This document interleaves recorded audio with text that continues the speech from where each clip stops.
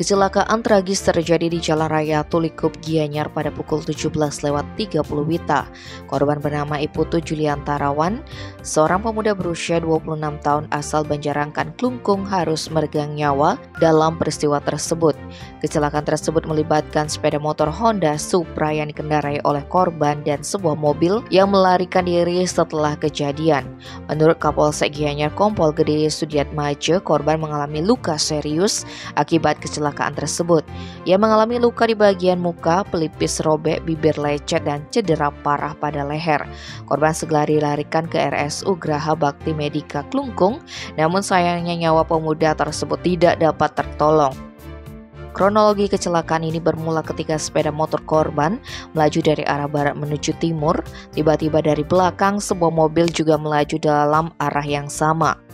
Saat sampai di lokasi kejadian, mobil tersebut menyenggol stang setir sepeda motor yang dikendarai oleh korban. Akibat dari insiden ini, korban kehilangan keseimbangan dan terjatuh dari sepeda motor.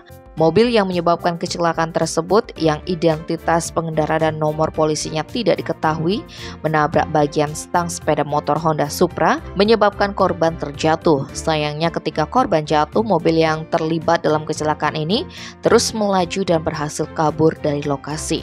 Saat ini pihak kepolisian masih aktif menyelidiki identitas pengendara serta nomor polisi mobil tersebut guna mengungkap penyebab pasti dan mengambil tindakan sesuai hukum yang berlaku. Tim Bali Express melaporkan.